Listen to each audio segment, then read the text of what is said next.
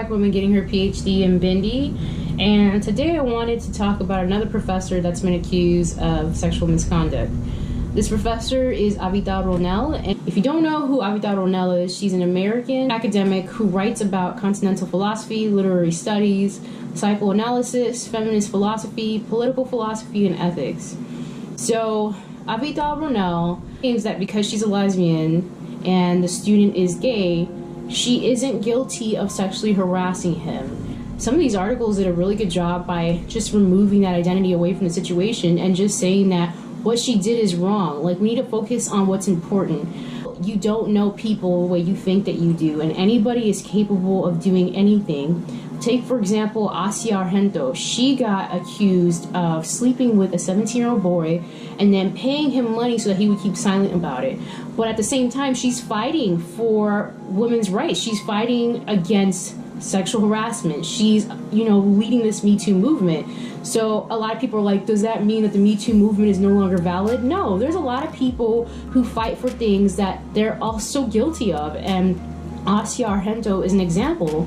So in this case, Avital Ronell, her argument makes no sense. Just because she's a lesbian doesn't mean she's not capable of harassing a gay student. Just like if you're a vegan, just like if you're an activist and you fight against sexual harassment, if you fight for the rights of minorities, you can still be guilty of sexual misconduct. And so many people have like this weird definition of what a good person is. Honestly, I feel like if you're a messy person, if you answer emails late and stuff like that, that's not enough to get you canceled.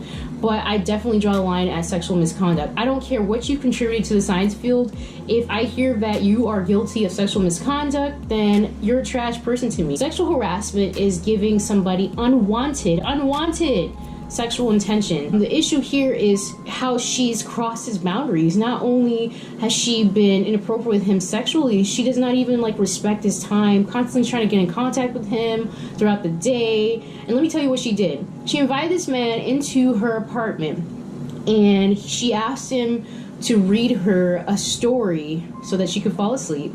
And she put her butt in his crotch area and she put his hands on her breast. So you're telling me that this was friendly to you? Like, who asked for stuff like that? That's asking for way too much from a student. Honestly, that's asking for way too much from somebody who isn't your significant other. Like, some people really just don't know where to draw the line, and she's one of them. And I'm just sitting here like, wow, you thought that was something that friends do to other friends? Stop it. Get some help. I understand there are friendships like that, but not everybody interacts with their friends like that. And he definitely told her the next morning that what she had done in the apartment was not okay. And that made her want to do it even more. So she knew what she was doing. It has nothing to do with her being lesbian and him being gay. If someone's uncomfortable with how you're talking to them, how you're touching them, then respect their boundaries. That's it. In any ways, work is not a place to be doing all of that. So I almost forgot to add this into the video, but I'm shocked that Avital Ronell was not concerned for her safety when she was doing all this stuff in her apartment in Paris, because Nimrod is 30 years younger than her, and for sure I'm certain he's stronger than her. So for her to force him to do things like that and not be worried that he's going to retaliate by beating the cotton balls out of her or doing worse is amazing to me. She knew that she had that much power over him. So also, people said that because they come from a similar culture, the Israeli culture, that he should have understood where she was coming from. But my thing is, he was uncomfortable with it, period. And people are allowed to call out the toxic things that happen within their culture. There are toxic aspects to everybody's culture. We don't have to keep unhealthy traditions just because they're a part of the cultures. And a lot of professors came to her defense and they wrote a letter, and basically they said that she was being treated unfairly. But one professor admitted after all the evidence came out, or all the accusations started to come out, she withdrew her support. This professor's name is Judith Butler, and basically she said, we didn't know everything. We just kind of rushed to her defense. Like we've seen with other people that have been accused, like Francisco Ayala.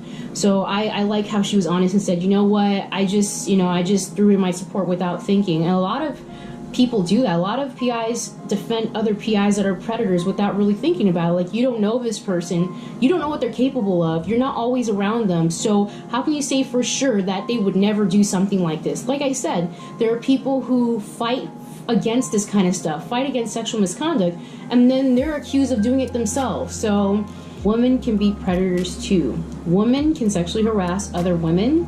Women can sexually harass men. Men can sexually harass other men. Men can sexually harass women. So there's all kinds of possibilities.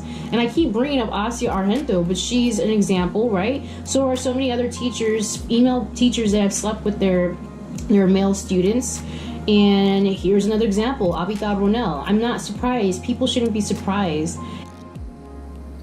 There was another piece of interesting information that one of these articles put out, but I'm not sure how relevant it is. So basically, Avital slept with an underage boy back in the day, and she put it in her novel. And basically, I'm not sure if the articles are saying that she said this or if they are, reading into the situation, but they're saying that she slept with the young boy who was a son of her advisor so that she could get into the family. And I'm not sure if she was just trying to establish her place in the family so that she could get closer to the advisors so that she could fulfill her goals. But anyways, I thought that was interesting. But the thing is, when she did that, it was legal. I think what blew my mind is how she did that. So if it's true, what blew my mind is how she slept with that boy so that she could get closer to the advisor's family. That's what I found interesting. Why would you go through all of that? Get an apartment with him and all that stuff. But other than that piece of information, overall, I'm really happy that Nimrod Reitman came forward and said something about Avital Ronell's inappropriate behavior. I think that we need to keep name dropping. We need to keep exposing people if we want to make a change in academia in general. And no, like I said before, I don't feel sorry for these people that are getting exposed.